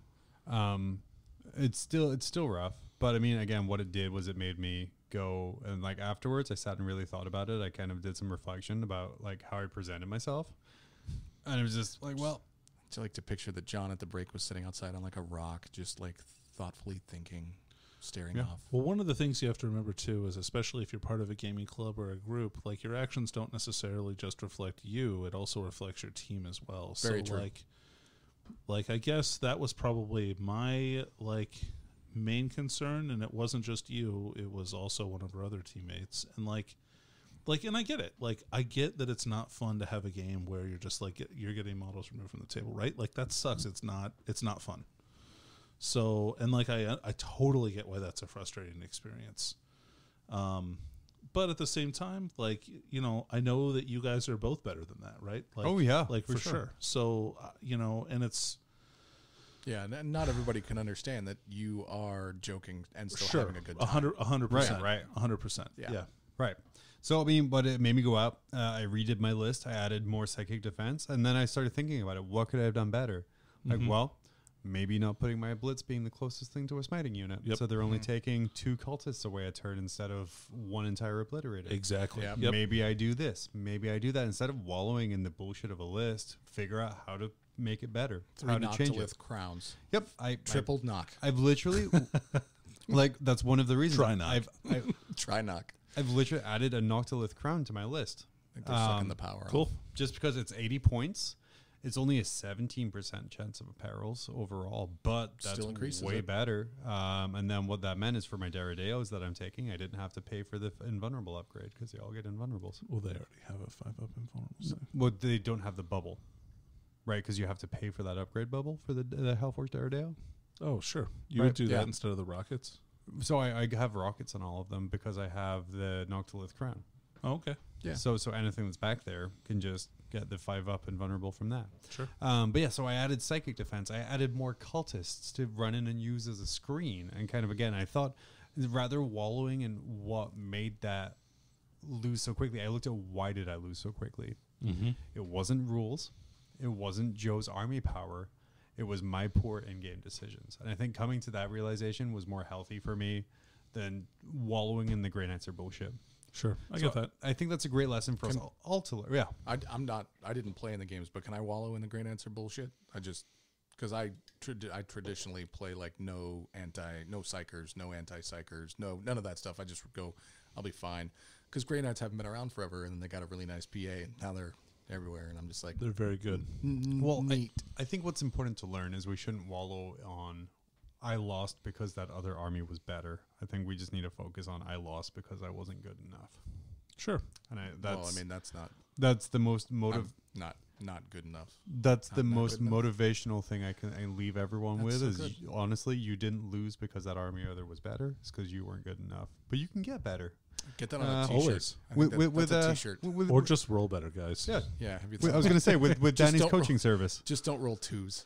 Danny, do you want to take us to break here by telling us the basic principle of your coaching service? All right. So rule number 1 is don't roll bad. You've mastered the art of the Stanley. You've downloaded the ITC Battles app. You've loaded your dice to guarantee your charge. Now perfect your game with Mob Rules measuring accessories. Made of the finest acrylic and carrying the skill of the Danny, the tactics of the Dave, and something positive about John. Get yours now at hammerheadgames.net. All right, boys, it's time for phase 2, I guess, of our narrative campaign. So earlier tonight, on a video that won't be uploaded because the camera was shakier than the Blair Witch Project. You kept rushing me into a corner. And then also the camera was like, I had to flip the camera. So We always put Dave in the corner. poor camera work all around. I'll probably put it up on the Patreon site because it's already there. So why not use it? You paid money for shitty qualities. Here you In your boys. face, suckers. Here you go, boys. Here's your $1 a month worth. Maybe I do it so it's only available for the $1 a month You tier. know- And if you pay $5 a month, you don't see the video. That's fair. You have the I mean, choice. You have the All choice. thanks to our hard work, all of the Canadian Patreon listeners can finally get White Claw. You know, Oh in yeah, I Canada. know. I So saw that. And you're thank you welcome. for the listener That was who a, sent us that message today, so showing the crazy lines for this shitty drink that I love so much. Well, they got to stock up before the coronavirus takes everybody out. That's right. True. That's Yeah. right. And we all have to drink Corona. Sorry, We do. COVID-19. Yes, they're calling it that now. I'm sure the CEO of Corona was like, "Please stop calling it that." They might be suing. I could see that. I could see that. Yeah. But so what happened earlier tonight was narratively, my Chaos Demon Prince Sabaturn, after the destruction of Cadia, all of the ships and the fleets are kind of hanging out in the empty space, kind of high-fiving each other, like, hey, good job, well done. And Sabaturn invites 2 other Chaos Lords onto his vessel to kind of broker a deal. How does a ship high five at somebody else? No, everyone's high-fiving each other within the ship. And I'm inside the recently captured Imperial Fist strike cruiser, Justinian's Pride. And I try and think. So these guys come across in the little boarding torpedoes. They shoot in, come say hi. And then right as they enter the room and we're about to broker a deal, I teleport out. Like, peace the fuck out of that ship. Peace, bitches. It's really, really offensive. I think you're going to get a crack grenade and an improved bolt pistol next time we meet. I don't know. It depends if I lose my crack grenade or not. Why I would you- died. You didn't die. You escaped. So an auto bolt pistol, you might just miss something because you're floating in space being recovered. So the self-destruct timer started counting down. Sabaturn was teleported away, and then the non-sexual moans of the dead. Important. Important note, because I gave Right. them the narrative, the narrative cue of you start hearing moans. Like, well, it's not Slanesh, so we're fine. Like, yes. I mean, poxwalkers were people too. I mean, they could be out there knocking boots. That's fair. So I don't set know, up a Space Hulk board with kind of like a map layout, and instead for the blips were D6 plus whatever number in the blips of poxwalkers that showed up, and they had to fight their way back to the pods, and they could either work together and take 2 separate pods in an orderly fashion to leave, or they could fuck each other over and go. Surprisingly, Yikes. Oh, I thought you said that once the first pod leaves, then no, only one of the pods because of the way that they were docked. right. it would back into it. If you took the other pod first, the other one can go as well. I missed that then. Yeah. I would have done that. I thought we were both racing for the same pod. It's the corn lord in you. That's fine. You could also be like, hey buddy, come on in. He was a coward anyway. There's space for 5 in this pod technically. We'll see who's cowardly on the field of battle. But yeah, it was a lot of fun. We'll see who's dead on the field of battle, and it's going to be you. I don't think Danny has any frag grenades left in his inventory because he used them so many. grenades. Tallies, Danny killed about 30 poxwalkers on his way to almost escape. Before Dave heroically jump packed over him and parkoured into a pod and flew away, destroying the other pod. So right now, on his way out, Danny murder-fied a Dark Apostle. Yep. Recovered a relic tome, which is going to, I believe, probably give his lord a once-a-game use of a Dark Apostle power. Ooh, that's spicy. I think that would... That's bullshit. Sorry, man. You should have killed him. So the Dark Apostle started on the board, but then you removed it, so I thought we weren't doing those. Yeah, and I was like, all right, I'm not going to worry about it because. But I think that's a good thing, like a one-use Dark Apostle power. Yeah, like could make be. a little prayer to the dark gods there. Dave took my astropath away. Because I'm a dick. Because you're a dick. You ignored the super smite because of my amazing dice rolling. Because I wanted you to survive. I'm going to say Korn wanted you to survive. That's it. Yeah. You did roll an 8. I did roll an 8. Ooh, ominous. So ominous. Yeah. So I believe let's just keep this going for killing a heathen psyker for Korn. Then you get a once a campaign use of the Korn Dark Apostle power. Oh, that's cool. That's a really good one. I would prefer a deny, actually. You want one deny the witch? Yeah, you can have one free deny the witch. Okay. I think it fits more to it, like Korn rewards for killing. Fine. That's good. Danny, would you like to try and barter for you to have something different? No, I think I'm Dark good with Apostle mine. power is actually probably way better for him. Yeah, a one-use Dark Apostle power. Yeah. Because you were reading the Secret Bleeding on Fire book that comes from there. Me, because I lost my Dark Apostle, I can no longer take a Dark Apostle in my army. And then... Well, you can, just not that one, right? Just if you roll one up. Yeah, if I roll you don't one get up. a free one. I could have got a free one if he didn't die, but he did. Right. And then because my navigator died, I can't take any vehicles because he was navigating the reinforcements onto the ship. Or into the system for me. So I'm infantry only for this week, regardless of what it says. So it comes up with heavy support. Guess I'm taking those obliterators or havocs. Oh, dang. Or something. Oh, what a bummer. Jeez. Well, you know me. I'm all about that Vindicator Rough, life. The way your mother likes it, Trebek. So right now we're going to roll to see what's added to our army this week. And of course, this uses the 2019 chapter approved random army generator. Dave as the winner of the mission. Goes last. You will go first. Damn it. So go ahead, roll for your dice. So tell me which one is ones, which one is tens. Yeah. All right. So black is. I'm sorry to our listeners. There's no amazing dice mic work this week. Yeah. Sorry. Black is ones. All right. So how many? Danny pointing your microphone there. Jesus Christ. Oh, that sounded pretty good. Yeah, it's good. It's better than like this 15. The setup one. Oh, 15. Oh, no, I'm sorry, 51. 51. Uh-oh, Dave. You got a lot of shit to do. Crap. All right, so you got one champion unit. All right, so that's an HQ. So I already have or that. 3 troops choices. Or 1 fast attack. Or 1 elite. Or 1 heavy support. So this time around, I can have 3 troop choices. You could actually make a battalion if you wanted to. No, because it said ors on all those. Yeah, 1 champion or 3 troops or 1 elite or 1 heavy support. And a champion is a character unit that is not a vehicle or monster. Okay. So I need to paint up something. So right now, Dave, what are you choosing? Well, can I? In fact, let's all roll and then we'll come back can and then actually, all right, go ahead and roll. Here. Yeah. Yeah. You can tell me what I get. Yeah. Okay. So then. Black is 10s in mine here. Okay. So Danny. Oh, Danny, I said 51. I got a conqueror unit or 2 fast attack units. That's what my choice was. Oh, sure, whatever, Dave. Sorry. All right. Oh, that's real convenient. Let me see. What do you got? I got a 41. 14? 41? Okay. 41 is 1 champion unit or up to 2 elite units. So let's see here. Fast attack. Elite units. All right, I'm going to think about this for a second. Yeah. John? You think about that while I roll my dice here. So you said 1 champ or 2 elites? Yep. All right, so that's for Danny, and then me. We're going to do same as whatever Danny just did. 33. Doesn't matter what I which one was which. 2 troops or 1 champion. So what's a conqueror unit? A conquer unit is, just so you know, Dave, Yeah, because I don't have the any book in front unit of me. with the HQ battlefield roll.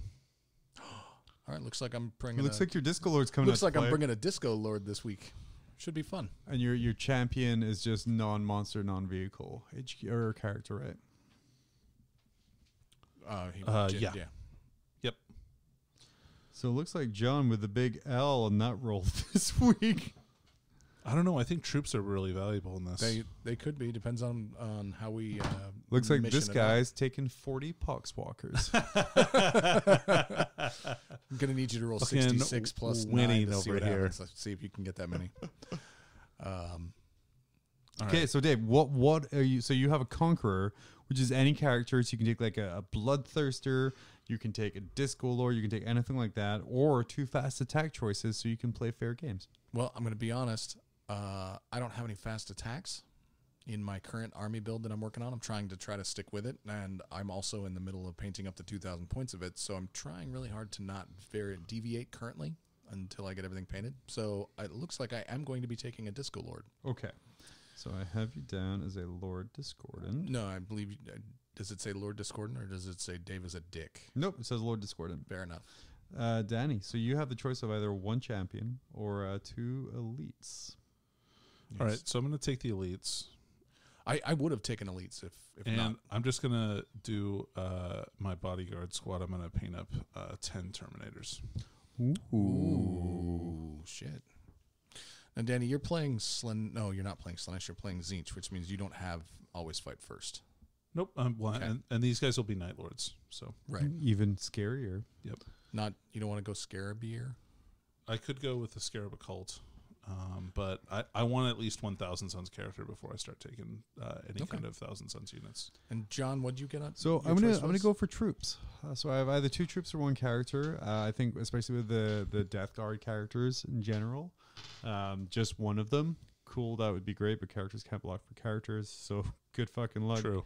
Yeah. Getting smited very quickly or hit real quickly. So I'm gonna take a squad of 10 Plague Marines and then 20 Poxwalkers. Nice. Yeah. Okay. So Sounds good. So after our second week here, Dave, you are going to have your Smash Lord and a Lord Discordant. Danny's going to have 10 Terminators and a Smash Lord. Smash Lord. And then I will have 10 Plague Marines and 20 Poxwalkers. Nice. Sounds like we're going into an ambush mission, boys. All of your stuff is deep striking or real fast moving. That's right. Looks like Sampatern's going to have his comeuppance for trying to trick us. for trying to blow up a ship around you. All right. I've kind of got a scenario here for this. Okay. Danny and I meet up planet side on Ruined Cadia. I'll be like, hey, bitch, Wait, you left me to Hold on, die just- in space. I mean, it's not completely gone. It's still there. You literally left him to die in All right. space. We meet up.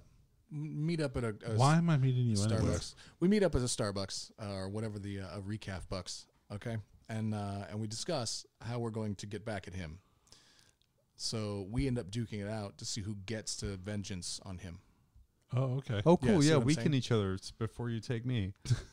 That's fine. Well, we'll still bring the full strength. So the way I see it is I have teleported to my base in the Cadian system. Obviously not Cadia. That planet's gone. Danny is floated through space reading the book that he borrowed from my library, kind of just passing the time. Gets back to his ship, is like, right, gets 10 of It's his... a thriller. 10 of his hardcore Spoiler bodyguards alert. and is like, right, guys, we're going to go fuck this person up right now. Dave cowardly sits in his chair like General wrong. Grievous and Nope. flies away. Time to abandon ship. And then gets his Disco Lord. And I think man. narratively... Now I just can't help but think of your lord as having like a cough and like like being sick. So correct me. So narratively, the way I see it, Oh. Dave assumes that I'm long gone and Danny is dead. That's So fair. That's a fair assumption. That's kind of So he grabs his warp smith to go on a supply run. or to grab something because, you know, Warpsmith, go to Warpsmith. You got to kind of restock the Legion. Danny knows what's up because Night Lords know terror tactics and things, and goes to grab his bodyguard to get revenge on both you and me. And then I think maybe it's just me and you fighting one-on-one over like a supply run or like a cache in the middle. And then turn 2, Danny comes down and is like, hey, hey, fuckers, I'm back. I'm good with that. Yeah, I We can can see have like an extra long deep strike thing, so I can't just come and get right into the middle of it. Come on, stop it. I think like What? just we treat We're it gonna have like an extra long deep strike thing, so I can't just 12 come in the middle. 12 inch. I was gonna That's say, what you said. That's come I on. think we just make deep strike 12 inches for that mission, There you go. That's smart. I like that. yeah, and then that way you're not yeah. An allowed to extra charge, 3 but you inches can still is shoot. good with me. It usually is. Yeah. That's I what figured I've as heard. much. Hey guys, we formed a network. You might have Oh, heard about yeah. it a bunch. Let's take a break. We're going to come back, talk about all of the cool stuff you can hear on the Rogue Trader Network. Network. Earl Hagen was a legend. In 1960, he whistled his way into Hollywood and into our hearts.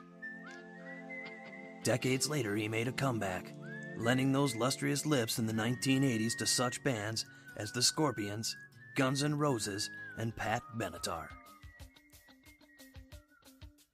A half-century after his humble beginnings, he's at it again. This time without cumbersome musical accompaniment, he'll have you wetting your whistle and whistling along. His new album, Earl Whistles Disney, is sure to be a hit with all generations. Order now and receive a bonus album, Earl Whistles More Shit, a collection of previously unreleased material of Earl's favorite songs through the years. On this bonus album, he demonstrates his newly mastered technique of inward whistling. Order yours today on compact disc or double-length cassette. Also available at fine retailers such as Walgreens, CVS, and participating Sam Goody stores. Earl Whistles Disney. Buy it today.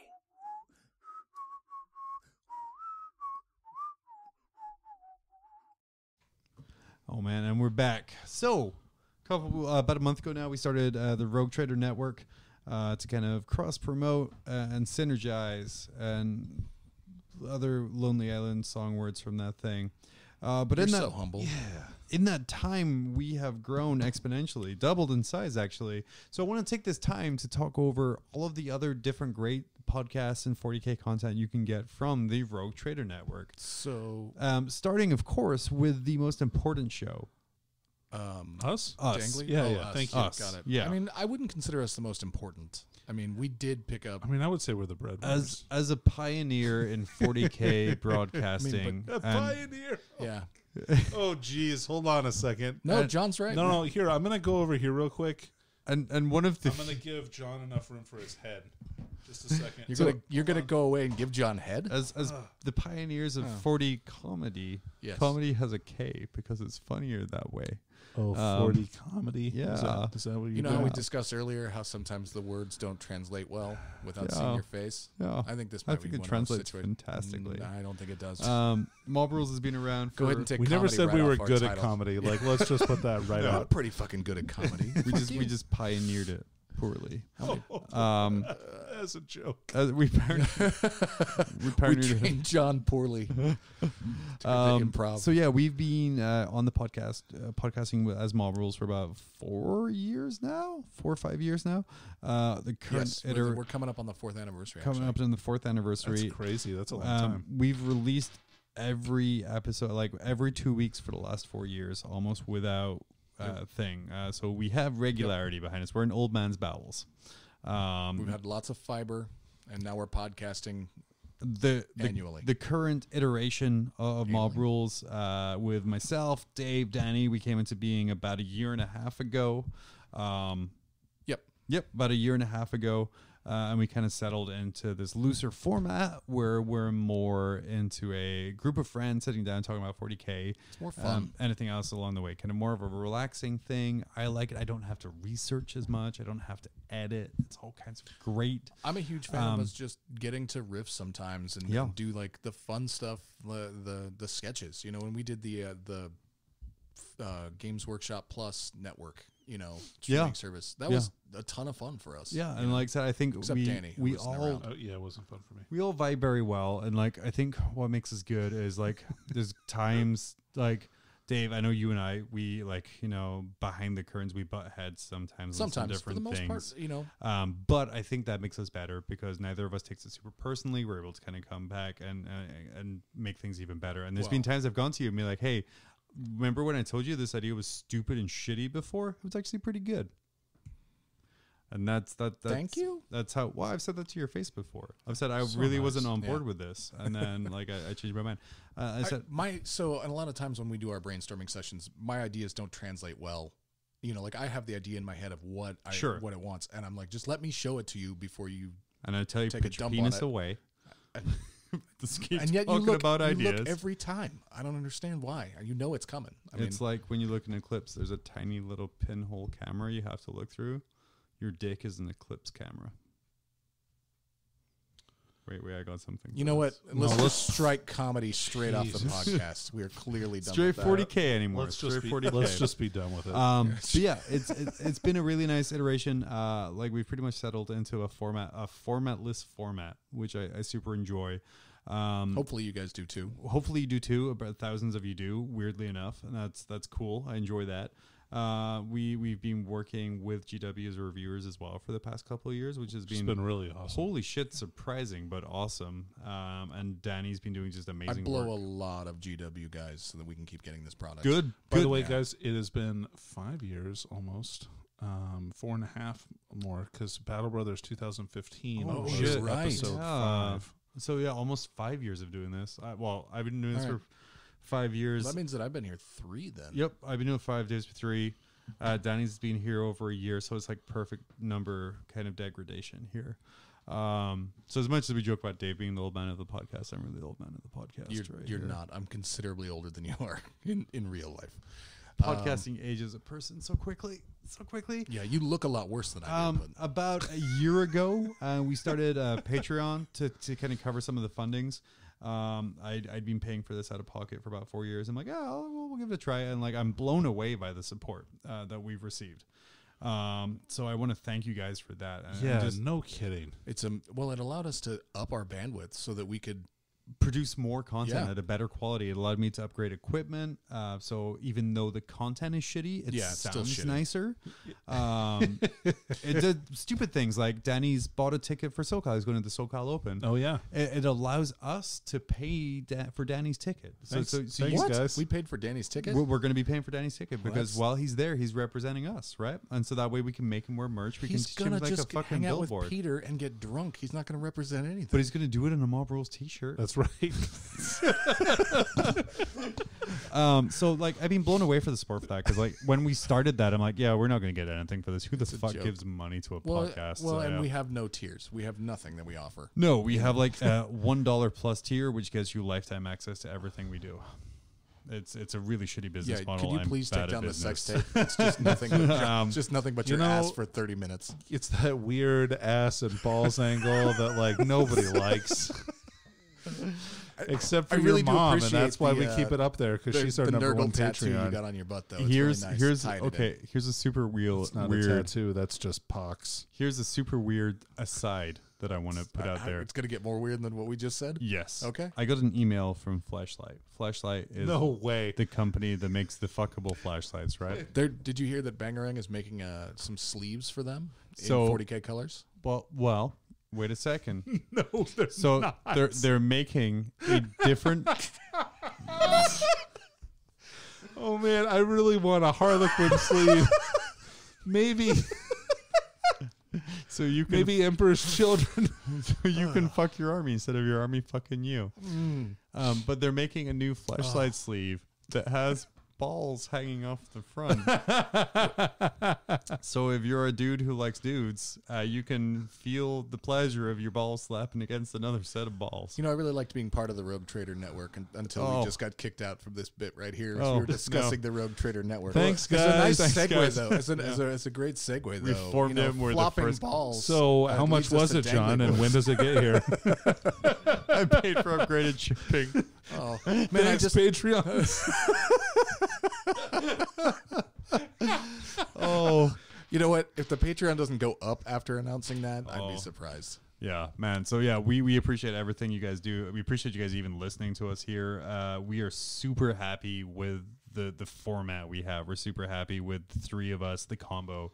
Regardless of if any of us move, this combo will not be changing unless one of us makes huge poor life decisions, and we just can't be in the same room. It's true.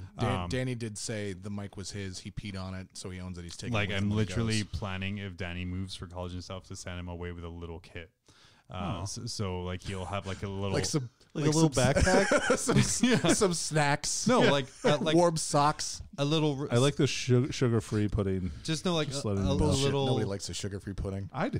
like Well, a little you can't be soundboard. perfect at everything then. It'll be a little soundboard and a little microphone. So even when you Skype in, you just send me your audio file afterwards. So it all sounds like we're in the same room. Oh, nice. Yeah. See, so it works out That's real the well one like nice that. thing. You know, that is the one nice thing about our podcast that nobody else seems to do, is sitting in the same fucking room. I mean, it just, I get it. You're not always in the same place. Sure. But it definitely decreases quality if you can't get people in the same room. You know what I mean? I mean, I think it helps for sure.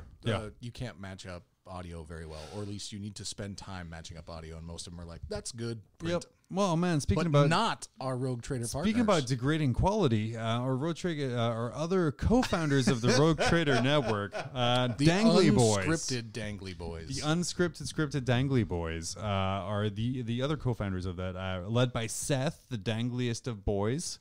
Got Him and Bjorn, Brian. Yep, a rotating cast of characters, I would say, through their show, very similar in tone to ours.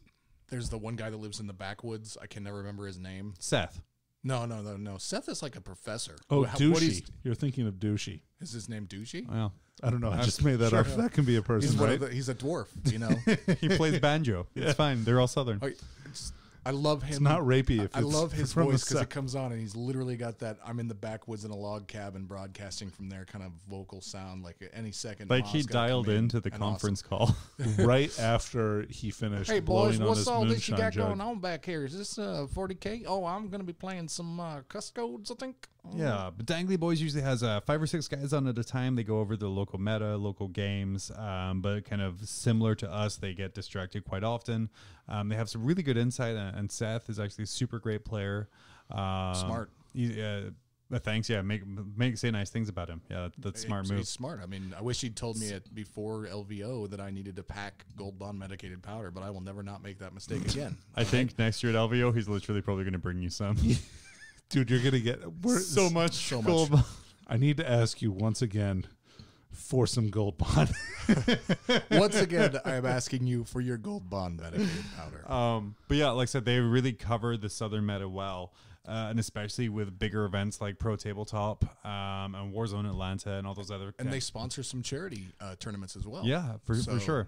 Obviously, charitable giving, big part of Road Trader Network. Yep. Yeah, so they're great tournament organizers, great players, and have a really good kind of take on the Southern meta, and are really kind of good with the Pro Tabletop and the rise of Pro Tabletop gaming. They've covered really well recently as well. Yeah. Pro Tabletop gaming. Well, we all know my opinions on that. Anyway. Let's not get sidetracked, sir. Then the second member that we had join, Yep. we had the NZ40.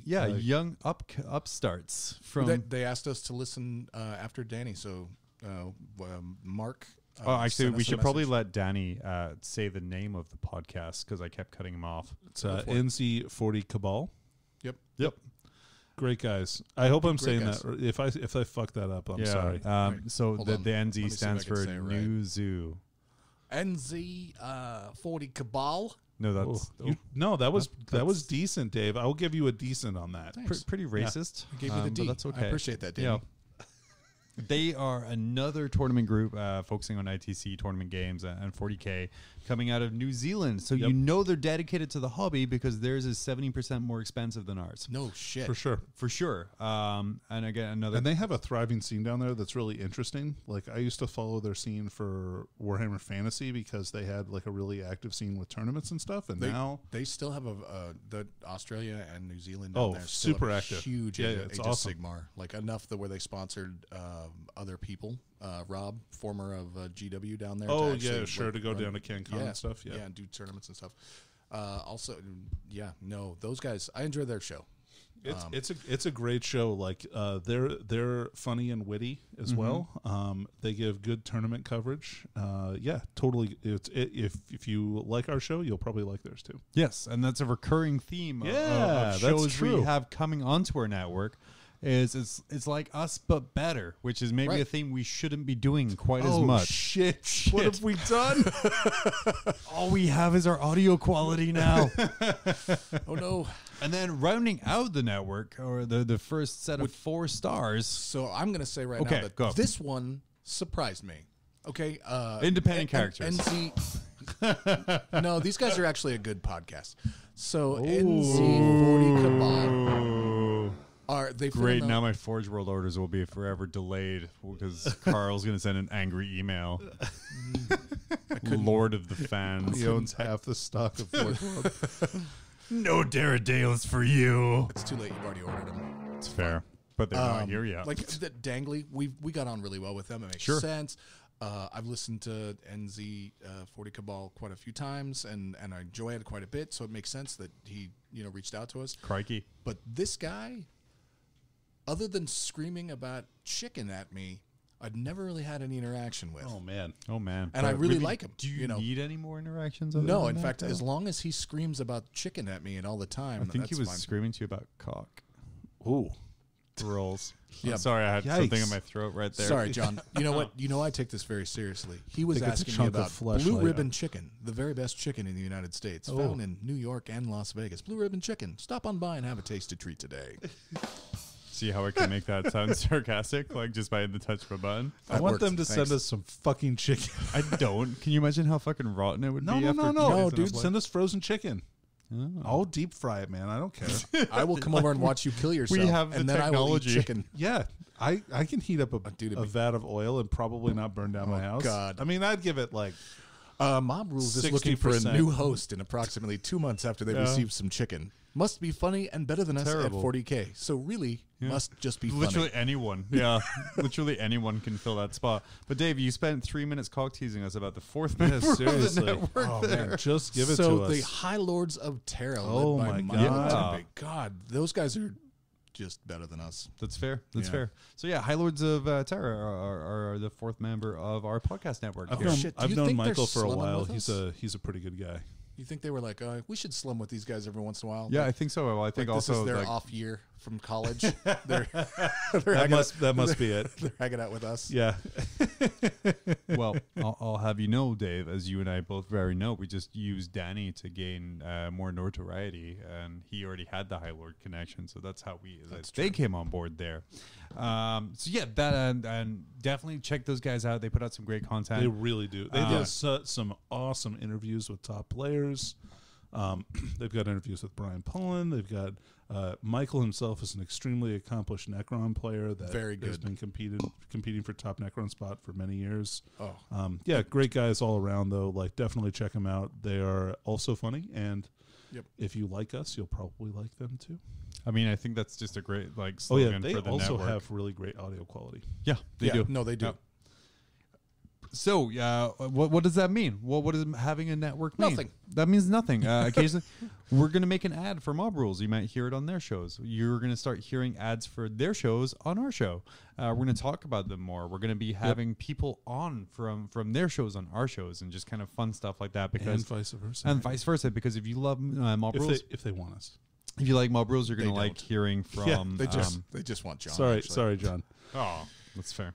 But if you like Mob Rules, you're going to love the guys at NZ40 Cabal. If you like Dangly Boys, you're going to like High Lords. So kind of that crossover is like super fun for us. And just making sure we're all working together to provide you guys with the best content we possibly can. Or just, a medium good content. Yeah, just They're working hard. We're working low. It averages out to We'll meet in the middle, yeah. medium We're soft. quality. we're soft. They're hard. Yeah. The Eiffel Tower still happens. It's just not as pleasurable for somebody. It's just a really Just like Dave's mom and me. yeah. It's a really you really can slow solo kind of Eiffel thing. Tower at my mom. No. Well, I mean, I can. You can. Baller. It's called Just got to get a mirror. Around the World. A mirror. That explains why her mirror has a face-size smash in it. It's around the world in 80 lays. Mirror and a dick with a suction cup, Dave. I'm good to go. Well then. Dude, I'm the best. I took first place at another tournament. First off, stop with the thunder and lightning. You don't impress me. And second, let me check out the BCP rankings. And I don't see you on there.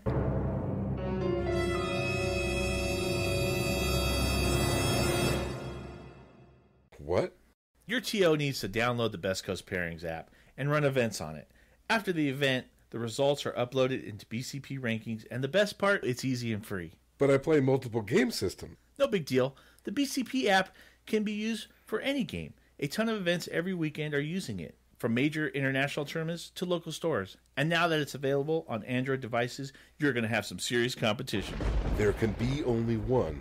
BCP Rankings is a fun and exciting way to measure how you or your team stack up. No matter what you play, your score goes to an overall ranking, or compete to be the best in a game, a circuit, a region, or the world. Download the app or visit www.bestcoastpairings.com for more info. Best Coast Pairings. Are you the best? Yes, I am. Well, no, I'm not. That's okay, though. A couple things we're going to touch on before we're going to leave you guys for another 2 weeks.